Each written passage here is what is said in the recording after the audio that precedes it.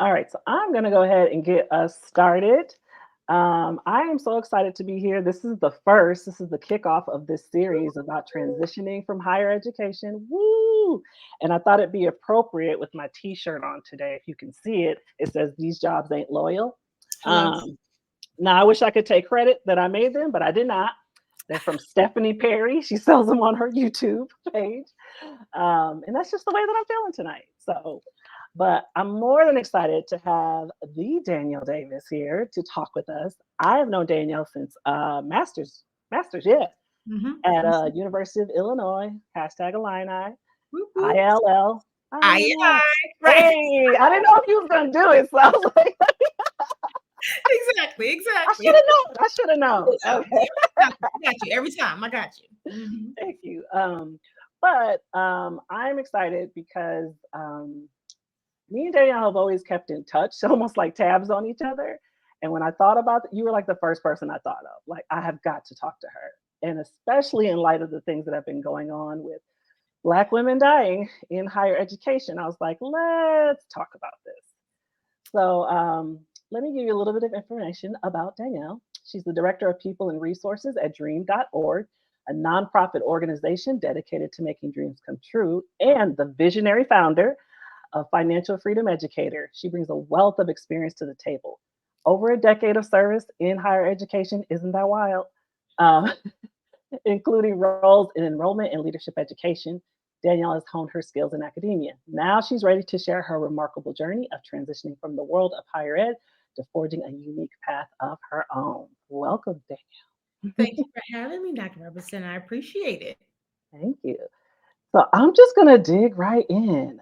All How right. did it happen? So share your journey of your transition from higher education into nonprofit or the corporate sector. Like, what was I guess, the catalyst for you wanting to leave the field?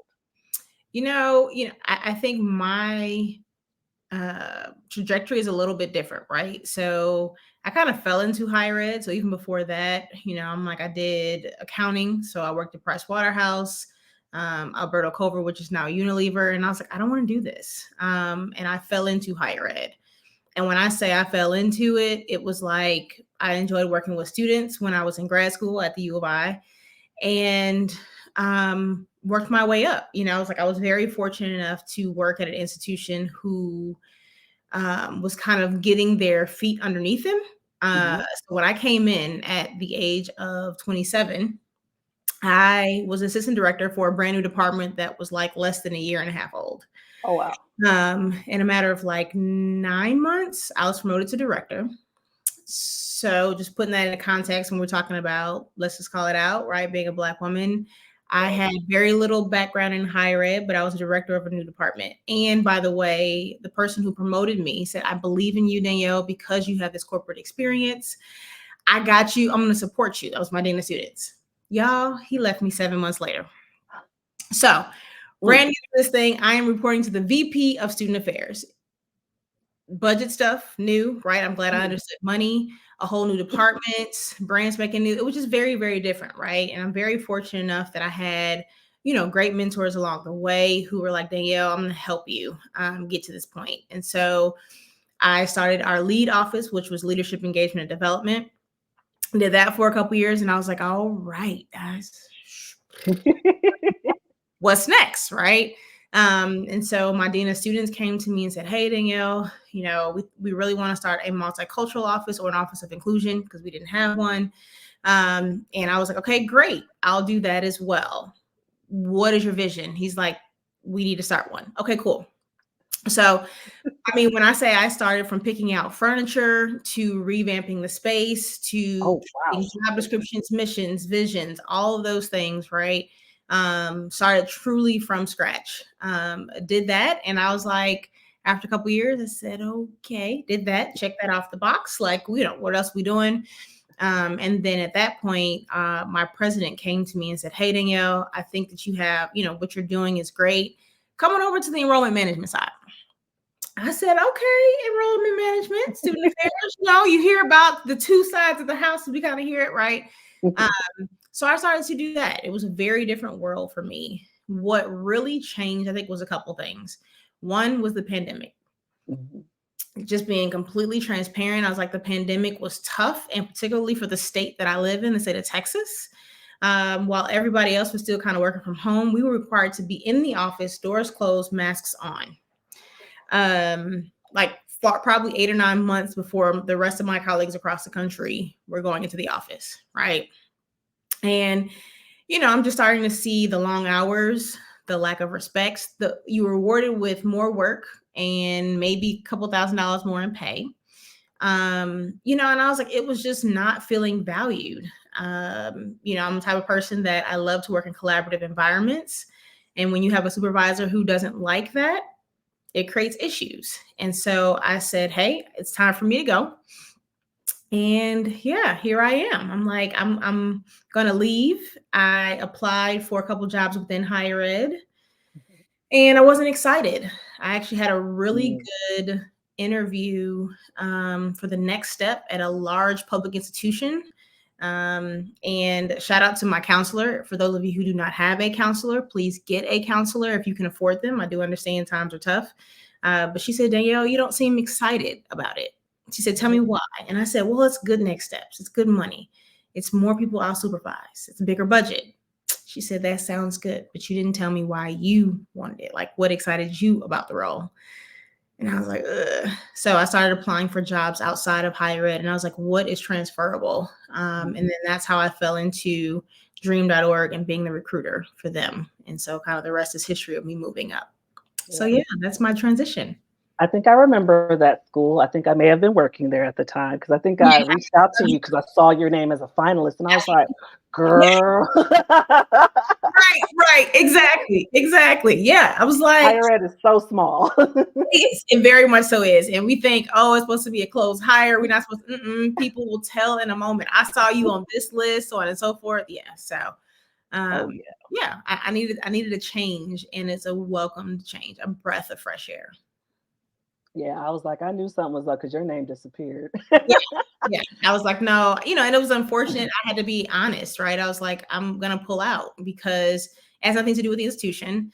It's just my next steps. I am so burnt out from higher ed that I knew I wouldn't do the students justice. And that's for me why I went into higher ed, was like, I'm going to pour into. And I realized in order to pour into, you got to have something left to pour. And I didn't have anything left to pour. So, I decided, I said, it's time for me to go. Let's chart a new path here. Yeah. So the word burnout, I think, is very common in the field and really any job. But if there's one thing I feel like I've experienced a lot, and hey, dog,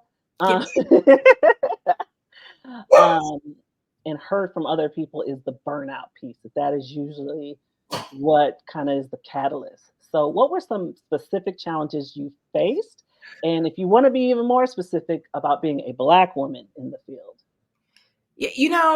I think I was extremely spoiled up until a point where I had amazing supervisors who, as long as I was performing and producing, they gave me what I needed, how much I needed. I need more staff. And so I think that was the piece that was great. And again, I say up until a point, right? You get to a point where you get higher and higher, and then it becomes truly a competition. And so I think that was part of it. One was when you have individuals, who either your peers or your supervisor, who don't want you to succeed. They don't want you to thrive because they're feeling challenged, right? Yep. And so I think that is one of the pieces that surprised me the most. And just being completely honest, it surprised me when it comes to people who look like us. As my mom would say, everybody, your skin folk ain't your kin folk, right? Nope. And I had to learn a really hard lesson with that. And so I would say that was one piece. I think the other is we are working, on average in higher ed, 80 hours, especially during homecoming, right? Homecoming, August, all that type of stuff. And then we get maybe a 2% increase, a 3% increase, maybe. You got an increase? Exactly. Right. I was like, and I think it became too taxing, because if you're often the only, students will pull on you because they see you as an advocate for them. If you're the only, your peers and people who are in lower levels, they're pulling you because they want you to be their mentor, right? Because you made it somewhere. And then upper level administration will pull on you because they need a token. They need someone who can, she can articulate herself. She can rally up the people. If we get Danielle on board, we'll get the staff, we'll get the students, right? We even get some alumni because they know, So I think that's the piece when we're talking about challenges. It's all of it. It's the lack of support once you get higher and higher because it becomes more of the dog eat dog world. And it's unfortunate. It's sad because who loses out is the students that we serve. Mm-hmm. And I think that, when we think about the two Black female presidents that just left, I was reading an article, or excuse me, that just passed away, and unexpectedly, that was the emphasis for me, Right. was the kind of strong Black woman trope that we use, that we can take on everything. Even when you think about politics, it's like we saved the election because who came out in droves? Black women, right? And Yep. it's just like we tired of saving stuff. We need other people to kind of join in and to be allies and whatnot. So do you feel like that's something that you dealt with, is kind of that strong Black woman trope, or that's kind of what people were thinking when they would give you a lot, or we just know she can do it, so we just don't give it to her. Right. No, I absolutely. Right. You know what I mean? I'm like, I think, and I even wrote a little bit of a post on this. If they think you can do it and they've seen you do it, they're going to continually reward you with more and more work with less pay. Right. Because she figured it out the last time, she'll figure it out again. And I think that worked really well for me and allowed me to move up very quickly. Right. And then I got to my mid 30s and you're working on a doctorate, writing a dissertation that was not going well. I am in a brand new role that is very high profile, high stress role. And you get to the point where the drive that you have that's internal because your parents or you've seen that we have to work twice as hard to be just as good, right? It started to fall by the wayside because my mental health started to suffer. And I think that was a huge catalyst for me, was when you're struggling to get up out of bed in the morning. When you start to give, and I'm normally the person that people who know me know I'm always on it. You're going to give me something, I'm going to get it done with a level of excellence. I'm going to get it done early. And I was struggling to make deadlines, right? Having conversations with my counselor that I had just started to see at the time. And she was like, I noticed your energy level is different. I noticed when you talk about your role and your job, it's different. And so that strong Black woman, it's a detriment to us because we almost don't realize it until it's too late, until our mental health suffers, until our physical suffers. And the sad part about it is, it's like, for what? Right? Like, I think about, the president who passed away while she was on the job. And I tell people this, but we saw it in action. Y'all, she passed away. They continued the event. That's right. I did read that. They kept going. Right? And so I think if we've learned nothing from this as a woman, as a Black woman, is that you can sacrifice your life and everything all day. And at the end of the day, she might get a plaque, a name of a room, named after her.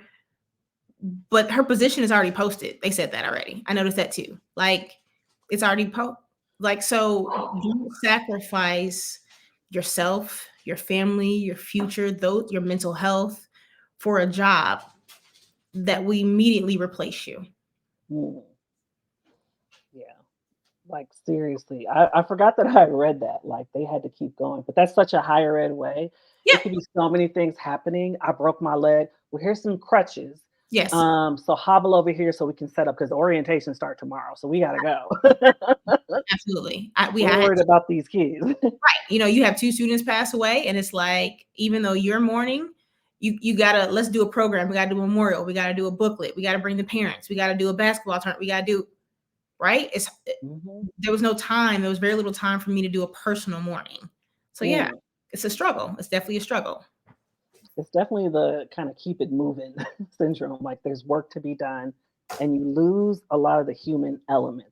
I feel that way about human resources. I don't think there's human in that anymore. It's just resources that, support the company and what they're doing.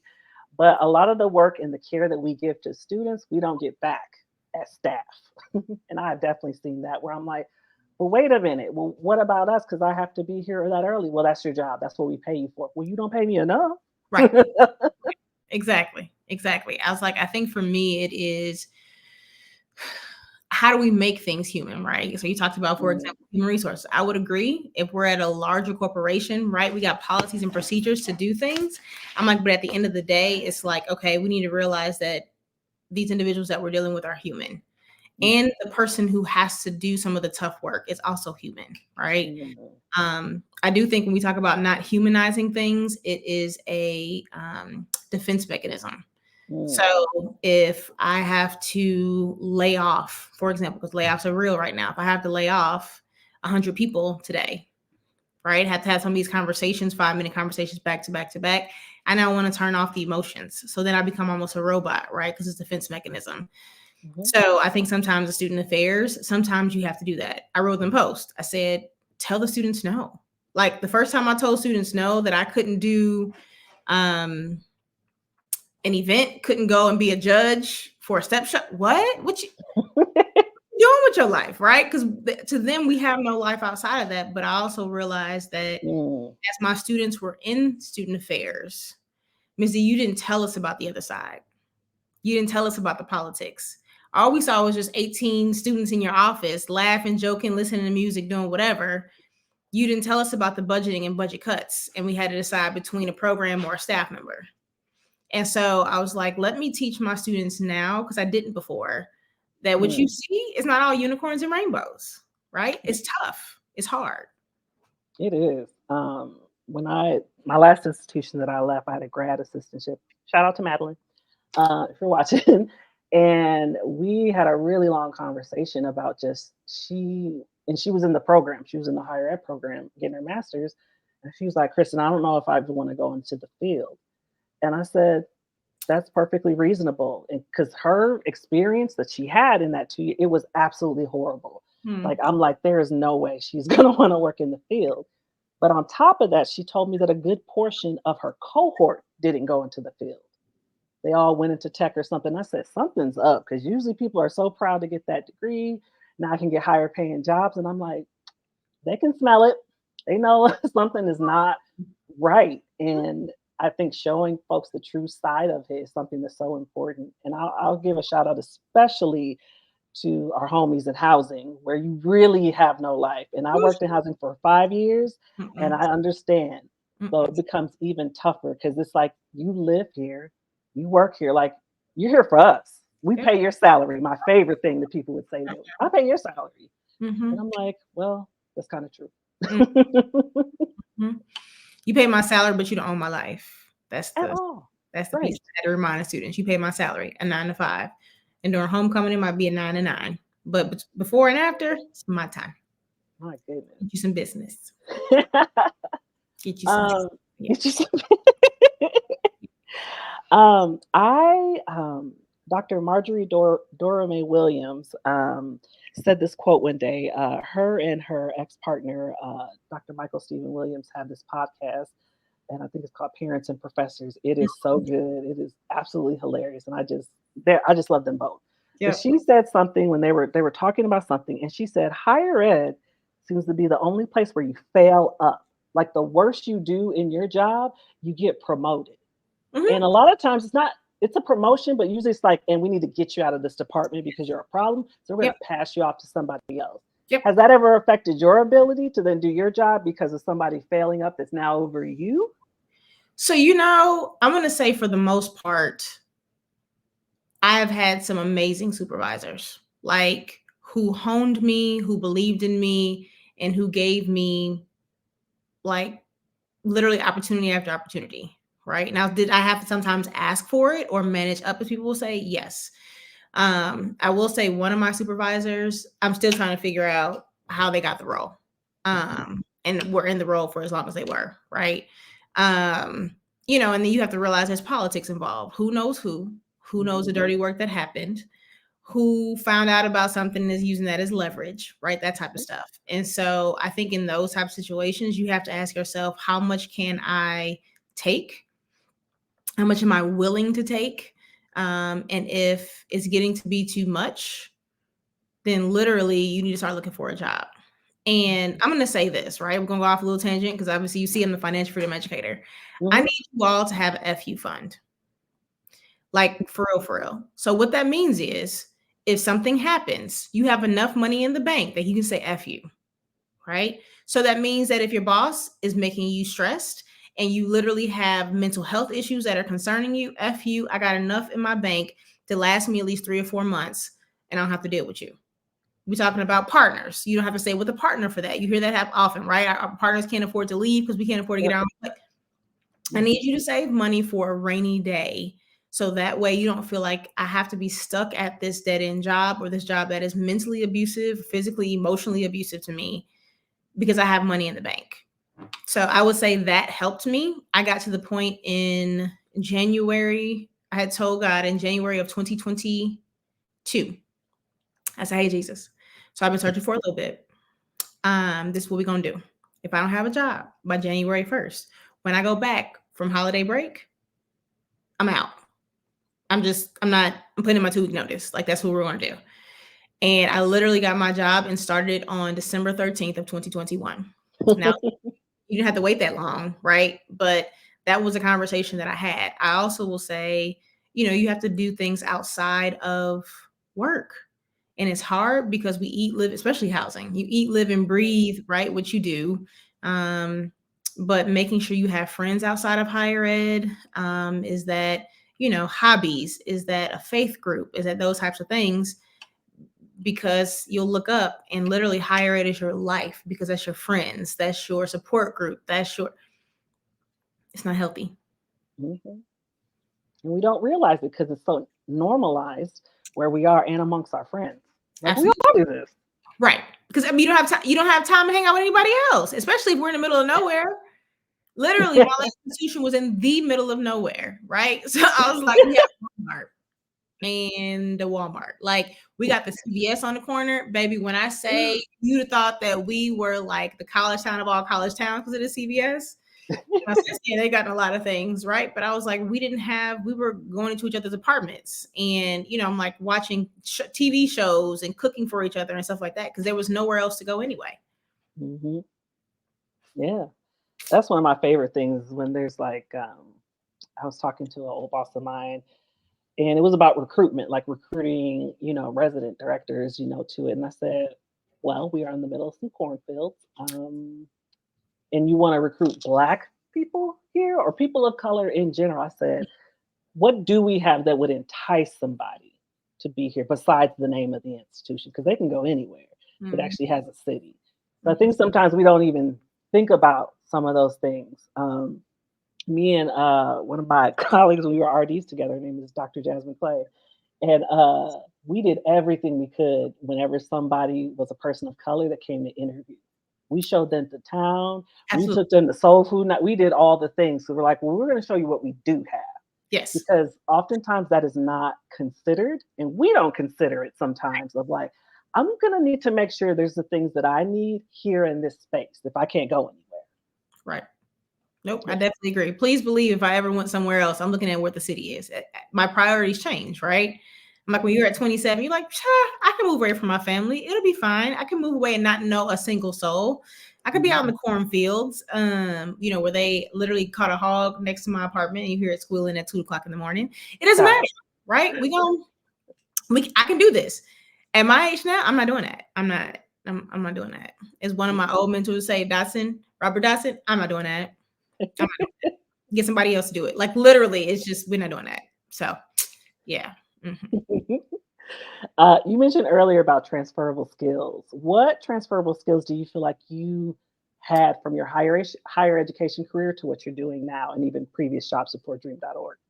Listen, I'm going to say this: anybody that has done higher ed for an extended period of time, year, 2 years, 3 years, especially if you've moved your way up, you can do almost anything. So we have learned to work with nothing and create nothing out of something, which means if you try to do programs, if you want to be a program manager, please believe any event that you were planning for a student and you were the head of it, you were a program manager, right? Budgeting. So if you're trying to work in a financial institution or you're trying to do something along those lines, we had to budget for every event, right? Because higher ed always claimed we didn't have enough money for something. So we're going to be on a shoestring budget. We're going to make it happen. If we got to do the cutouts ourselves versus trying to go to Kinko's somewhere else, right? Yep. So I would say it is definitely the flexibility that was extremely important for me when I was trying to make the transition. So communicating that. I think it's also looking at the job that you're applying for. I guarantee you have art because you are attracted to it. You've done something like it in higher ed. So I was trying to apply for recruiting. You just mentioned when someone comes in, right? You were trying to show them all the places you said that literally people of color would feel comfortable. That's called recruiting. You recruited the people. Were you on an interview panel? You recruited. Did you help write a question? You recruited. Did you, when they said, hey, Dr. Robinson, we are trying to find, we need more people or more people of color, because I kind of slide that in there. That was recruiting. So it's literally looking and saying, I know I've done it. How do I literally adjust my resume to fit what they are looking for? Because we have done it. I was talking to a random lady and she was talking about higher ed. And I went to Congressional Black Caucus in DC and she was teaching, right? And so I told her I was in higher ed for 10 years. She said, oh girl, you could do anything at this point. Like whatever you can do it, right? And I'm like, she had bounced over. Now she's in the works for AARP and she's doing amazing work there. She started out teaching in higher ed, right? So the sky is a limit. I just want our individuals, my former colleagues, says you can do it. I'm here if you need help, right? Reach out to me and I'll help you with that piece because I know it's hard. Because higher ed will beat you up. They'll beat you up, you out, and not think I'm only good for higher ed. That is not true. Anything that you've done in higher ed, baby, I guarantee you it's transferable. It is. One of the examples I gave someone is like, you know how in corporate they use like KPIs? I said, those ain't nothing but some learning outcomes. It's just with a fancy name. So come on, you've done this. It's not lying for when you put on your resume instead of learning outcomes, KPIs. That's what they are. I'm like, we do this all day. Literally. Right. Exactly. And giving those examples. Yep. So I was like, I had to learn. I think that's when we're talking about skills. When you're mentioning, instead of saying students, my clients. Yep. Your students are your clients because you were serving them. So that makes it more relatable to the individual that I am, my clients. So when I would plan events for my clients, when I would do that, they're like, oh, because we've done it all. Yes. My favorite, I've helped, I don't know how many academic advisors transition out of higher ed. And I'm like, are you kidding me? You had a huge client load of 200 students that you were responsible for. So you had to deal with customer satisfaction. You had to keep up with trends. You had to kind of prepare. I'm like, you're a customer success manager already. Literally. And your load is going to be a whole lot lighter and you get paid a whole lot more and the hours will be a whole lot better. That part. Yeah. I know for some people it might seem like you make it seem so easy to kind of get out of it, but I really don't know if I can. And I want to kind of draw back to the mental health piece, but also like the signs, the red flags. And you gave a couple. Like one, the things that you usually do that are kind of signature good traits about you, you're starting to forget. So you forgot deadlines. Your energy is low. You're not excited about things like you once were. And then you get sick a lot. I get migraines. I was getting anxiety. I had the same thing when I pull up to the school and I'm in the parking lot and I'm like, do we really have to do this? Yep. You start to notice those things. You don't have the same energy. Now, yes, it could be something related to sickness, but if you notice how your body even reacts to you being in the space, like I'll be honest and say, even when I drive near the institution, I don't even drive through it. I can't because it has a physical impact on me because of the trauma I experienced. And that's another thing, the word I want to use is like trauma. Do you feel like in your experience that there was trauma or abuse? Because I don't think we say that enough about what's actually happening in some of those roles that can cause people to be sick or to want to leave. Because a lot of us don't want to leave. Right. So, yes, to all of that. There was immense amount, especially in my latter years, immense amounts of trauma, immense amounts of mental abuse, to the point where I went to HR. HR said, "We know you're not the only one. Why is this person not gone? We don't know." Right. I then go to our president. "Hey, how you doing? These situations." And then I'm not coming from an emotional standpoint. I'm the type of person, listen, undergrad was accounting. I come with facts. So here's Mm-hmm. documentation. Here's this. On this date, this was said. On that date, that was said. I gave it a couple months. Nothing changed. As a matter of fact, it got worse. I can show you better than I can tell you. So the next time I went into the president's office, "Hey Danielle, how you doing? What's going on?" "It's good. President, I just wanted to give you this." "What is that?" "My resignation letter. I'm out in 2 weeks." Surprised, right? And I'm like, no, this cannot be the case. When we talk about trauma, when we talk about, I mentioned again in the post, I was like, higher ed is a toxic relationship. We stay for the kids, Mm-hmm. right? Ooh, that's good. We do. We stay for the kids because I don't want to leave them, because oftentimes, especially in certain institutions, you're the only person of color. So if I leave them, what happens when a student comes to me and has suicidal ideation? They feel only comfortable coming to me. Who will be there for them? What happens if the student, I'm like, has issues and they've been physically abused and they feel comfortable calling me at 2 o'clock in the morning? Who's going to be? But then I had to realize, who's going to be there for me, Danielle? Right? I can't be there for the student if I'm not a whole person. And so when we talk about the triggers, I mean, truly, it got to the point where I pushed and pushed and pushed myself. I can do it. I can do it all. I can work in higher ed. I can do this doctoral program. I can commute, because I was also not wanting to stay where I was. So I can commute an hour and a half each way. I can do it. I can do it. And then I couldn't.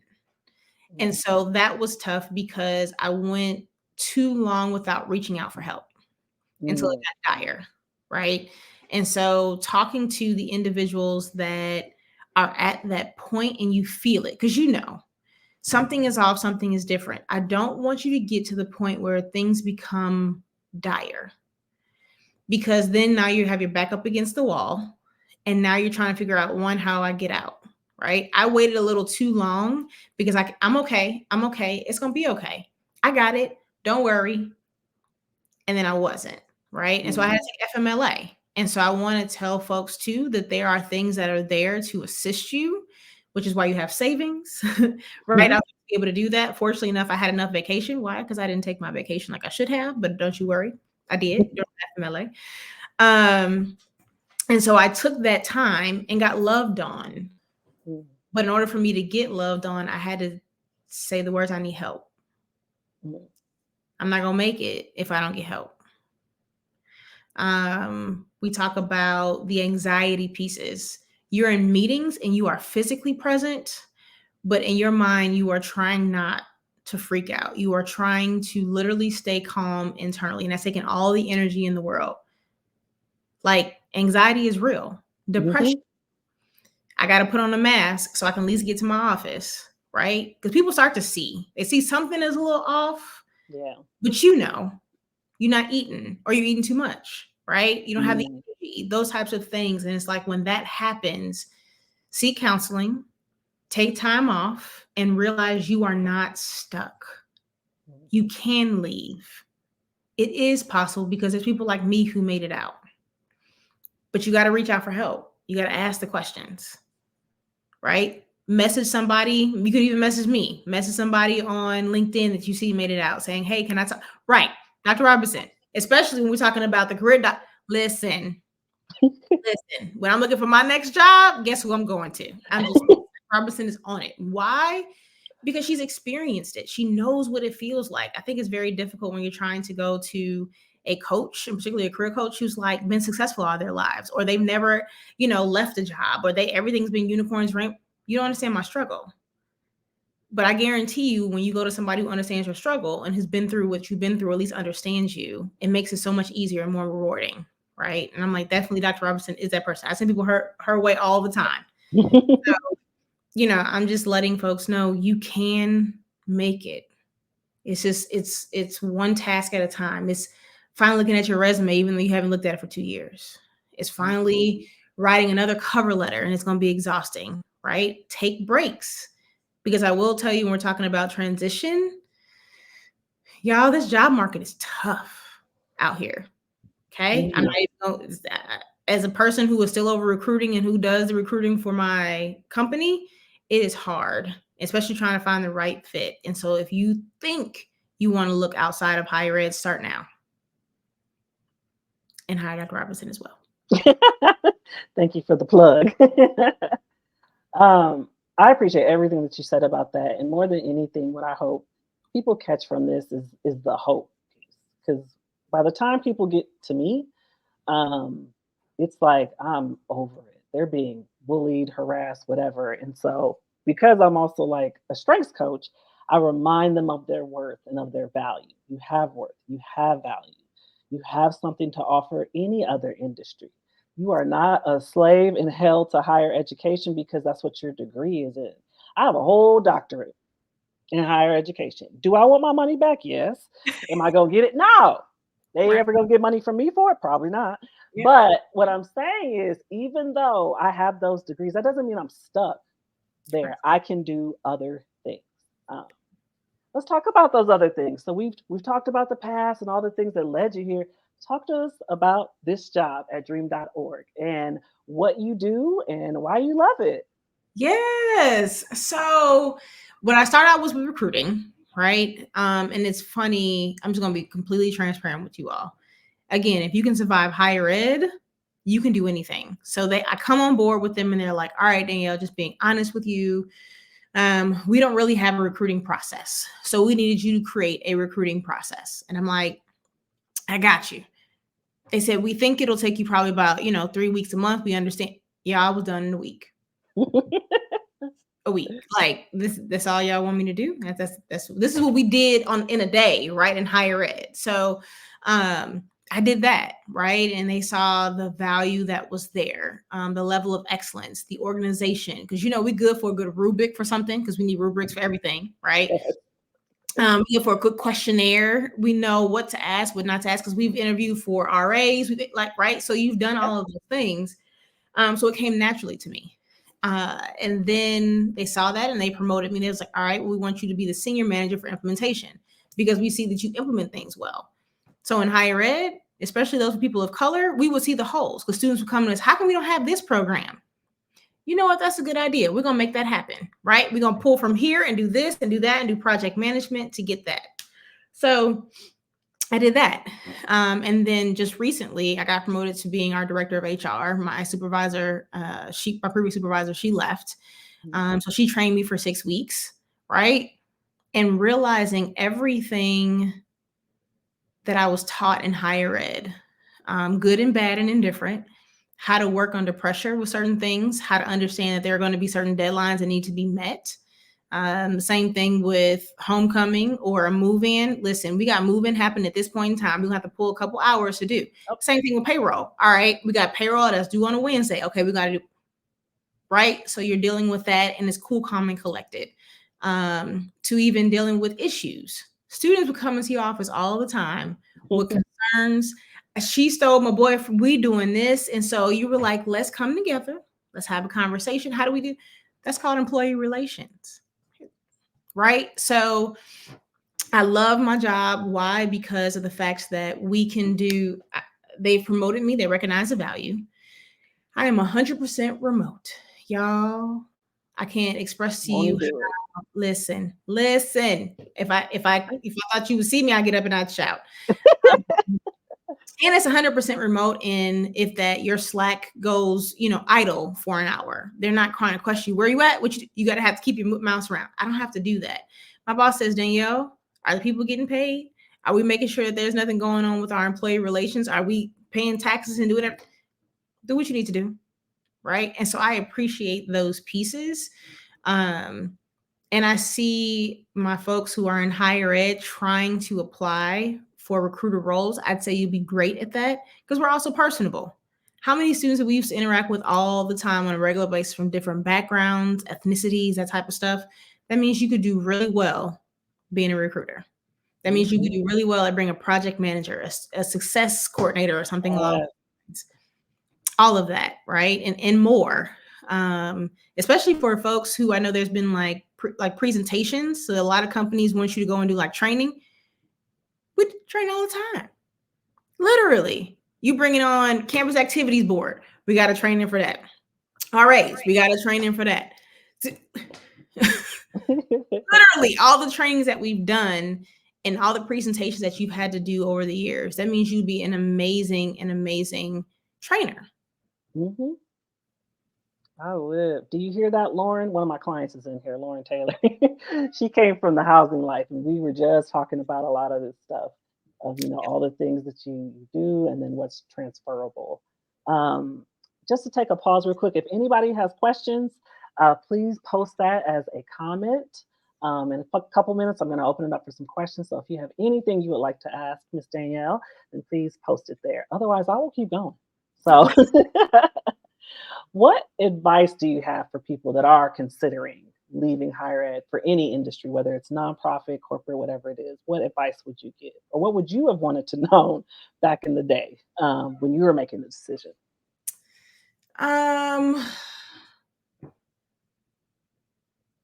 Pace yourself is what I would say. So I mean by pace yourself is that there are going to be times where you've been told no 30 times when you've been applying and you feel like you are about to give up. I hate my job. I've gotten 30 no's. Take a weekend, do what you need to do, and get back on that applying. Literally is what I would say. I would also say figure out what you really want to do. So, folks, when we are desperate, we're going to literally spray something at the wall and hoping that it sticks. That's not how that works, right? And asking yourself, what did I like about higher ed? And what did I didn't like about it? So I loved the fact that I was helping other people, right? I loved the fact that I was seeing a student from freshman to sophomore year. I do something very similar now, right? Within HR. I was like, I help a person if they have an issue. I'm trying to help you solve your issue, right? So you can be successful at your job. What's the difference between that and being successful at school? I didn't like the long hours every now and again, right? I didn't mind doing that. Now I'm in a job, right? HR, when everybody else leaves, I get a chance to leave, right? Mm-hmm. So I would say that piece, network. And you got to start networking with folks outside of higher ed. What does that look like? That means I guarantee you, your local town has a chamber of commerce. Mm-hmm. Start going to those meetings, right? If there is, normally they have like in the tech industry or they have different industry. If you follow them on social media, they'll come once a month to your city. Go to those networking events and you'd be very surprised, right? The other thing too is to start reaching out to folks on LinkedIn. Mm-hmm. If you really want a job, go ahead and put that hire me on there. And just so you know, you can click it to where if I am a hiring manager, I see it, not who would be your supervisor would see it. Mm. So I would say those are some of the things that I wish I would have done sooner. And have a cheerleader. So you're going to start to take it personally when you hear the no's. Mm-hmm. You need somebody to remind you that you are the shit. You did. You got to where you were, baby. You survived a doctorate, baby. You got to be a director. You survived students and homecoming. You right? Like when you say, and I'm like, I see, shout out to the MERS. You survived the MERS. If you survived the MERS, baby, you can make it anywhere. Okay. MERS people understand. So I'm like, you can do it. I believe in you. I see you. You are not the no's. All you need is one yes. Mm-hmm. I love that. And I tell clients sometimes, I say, you are one opportunity away, one phone call, one email that changes everything. Question here. Are there any certifications or trainings you recommend for higher ed DEI professionals trying to transition outside of the academy? for them big dollars. That's what they're Right, right. So I'm gonna be honest with you. There are very few certifications that will trump who you know and the experience that you display on your resume. So we've talked about this. I'm in a couple of HR groups, and so there's a lot of recruiters there, and a lot of folks. What they're seeing is that if you don't have the experience, that means you're trying to go back and get a certificate. You don't have the experience, you're trying to go back to school and get a master's degree. That can't trump the experience that you have on your resume. So what I would say is for my colleagues, I'm going to be honest with you. I'm going to call out one of my mentees. I posted an internship and honestly, our dream.org pays our internships. So I posted an internship. It is like $15.50 an hour. It was like 15 hours a week. One of my babies, who was a whole full-time director, applied for the job. Now, I know you said, how in the heck? I don't know, but they're going to figure it out. But that's the experience that they needed, right? Mm-hmm. So if you have an opportunity saying, hey, I know I'm working this full-time job over here, but can I present at this DEI conference here? Hey, I know I'm doing this here, but can I help you with your ask an aunt, a cousin, a friend, something? Can I help you with your training so that can go on my resume that I helped do a training at a Fortune 500 company? So some things you might have to do for free. Don't do a lot, because we have to do a lot for free in higher ed. But if you do that to get your foot in the door, I think that'll help you better. Also, networking and having conversations with folks. We call them like info sessions. You message somebody and say, hey, can I just speak to you for 20 minutes about your experience? Kind of pump them up. I see that you did this, this, and this, and I appreciate that. And I just want to learn a little bit more. 20 minutes. I've done that with a couple folks, and I'm so impressed by them. I said, let me know when you're looking for it. And I got something, you let me know. Right. So I would definitely say that's probably going to be more important in this like field right now, because competition is tough. Yeah. The other thing that I would suggest at when I was working in tech, we had an apprenticeship program. There was no age limit on that. So we had people of a variety of ages. All you had to have done is maybe if you've done a boot camp, so something like Full Stack Academy, any of those super popular ones, you just had to have gone through that or have some type of experience kind of creating or developing things, because it's an engineering apprenticeship program. And they specifically were going after underrepresented people. That is who they were looking. They was looking for us. And those are some things you should take a look at. Go on that page. Do they have an apprenticeship? Do they have internships? Are there any age limits on them internships? If not, I'm getting in. Right. Well, and I say if we're talking about doing the trainings, the only reason why I would do them is because I didn't learn how to speak the language. Right. So we talk about, and even before I was applying for recruiting roles, I had no idea when we're talking about recs. They were like, yeah, how many recs did you have? What is a rec? Let me look that up real quick. Right. It was like essentially how many roles did you have open that you were trying to hire for? It was nothing for us to have 10 recs open among student affairs, especially right before the pandemic or right after. So learning the language, when you talk about employee relations. So when we had to send somebody to the dean's office, shout out to Robert Dotson with that, right? He handled employee relations. That's literally what that was. And so I think you're just trying to figure out what are the language so I can speak it when I'm doing my interviews. I would say that's got to be the most important thing of both speaking the language in your interview and your resume. I always say, make it as easy as possible for them to figure out why you're a good fit. Don't put everything and they trying to dig through the weeds to be like, well, I think they could, because they're not going to do that. Make it as easy as possible for them to know, like, okay, this is why this person is the top candidate. If you are not getting any traction, that might be why. Right. So KW said, listen, I'm a seasoned saint. He said, I'm almost at this point in time, right? I get it. So what I would do is, if you know you're interested in DE&I, what about reaching out to local community organizations and saying, hey, can I do a DEI training for you all? Right? If I do that, also, can you give me, and would you serve as a reference for me if I do a good job? So now I got 2 of those under my belt, 3 of those under my belt. And so when I go to a bigger corporation, hey, how you doing? I've done these 4. This is what they've told me about. This is what they've said about me. I want to do this, and I want to get paid $10,000. right? Like, so I would say do some of those things. Um, Mhm. and even with some of the folks who, who are bigger DEI folks, reach out to them and say, hey, you can't take every presentation. Go ahead and share with the folks over here. Appreciate that. Tell me about this contact that you haven't been able to get in hold of or whatever.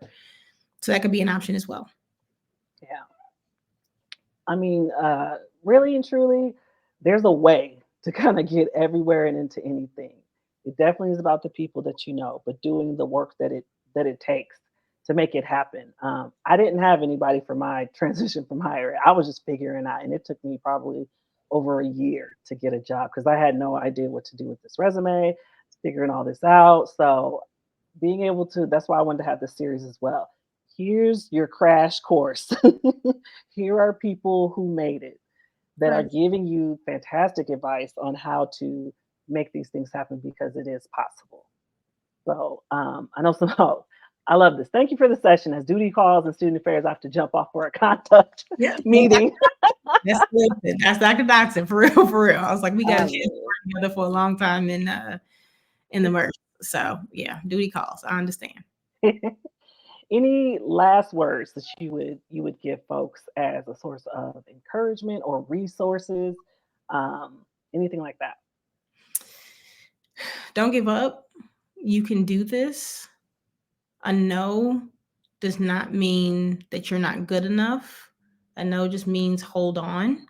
Um, I'm your biggest cheerleader. I know what it's like, right? To feel like you're stuck. You are not stuck. You just need one yes. You just need one yes. Network, even though you might think, oh, they are too big or they're too whatever. All you need is them to just take 20 minutes of your time and then wow, do research, right? So I would say those types of things. Encourage yourself. Put sticky notes on your mirror in the morning time. You are not this job, right? All the things. Go see a counselor. That is essential. You need help, right? Student affairs will stress your life out. And it's abusive, which we talked about earlier. And so making sure that you're making the right decisions for you and not for your students or your colleagues or your coworkers. I don't want to leave my coworkers. I don't want to leave them hanging. Listen, if they had an opportunity, they're going to leave you hanging. So, yeah, that's what I would say. I love it. One last question. I think I'm going to ask this of every guest. So this wasn't something I gave you earlier. What is a crazy student story or a story from higher education that you can tell Yeah. and that you survived, that maybe even taught you something, or at least just what's the craziest?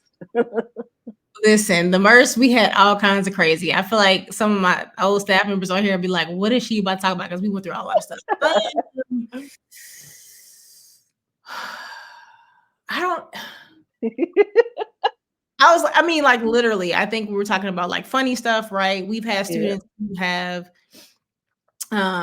slashed tires, brake lines because you thought your girlfriend was cheating on you and we caught you on the cameras in the Whitley parking lot.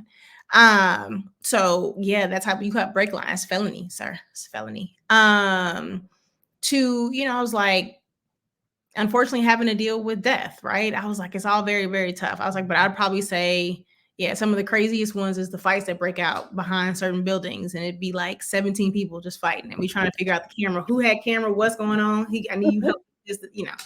So the MERS students, they if you can survive them, again, I think you can survive anywhere because they were bored. They had nothing else to do with their lives. So I probably say that's probably one of the more interesting ones. So yeah.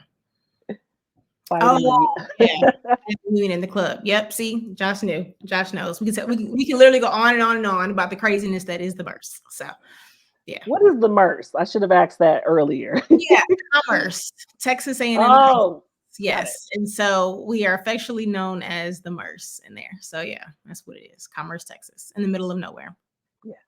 Yeah. Yes. Mhm. Oh, goodness. You survived. We did. Come on now. Yes, thank you. Everybody on there has survived, right? I was like, none of us are no longer with it, but yeah, we survived. Love it. Well, thank you so much for doing this, Danielle. I got a lot out of it. Honestly, I was like, she's encouraging me in this. I always keep a pen and paper ready. So I was writing things down. I was typing things up. Let me go back to that. But thank you seriously so much for taking time out of your schedule to just talk with folks, encourage them, and help some folks who may be thinking about leaving the field or trying something new. Maybe it's not, you don't have anything against the field, but you're like, I want to try something new in this Right. next season of life. Right. So, this is a series. So, we have, I want to say, six more people that will be talking about their experience. We do have some DEI folks, folks that worked in advising. I want to say we're going to have a number of people talk about their experience to share with you. So this won't be the last time you hear from us. So stay tuned to LinkedIn to see any of the other opportunities that are coming up. And yeah, thanks everybody. Have a great night. Bye.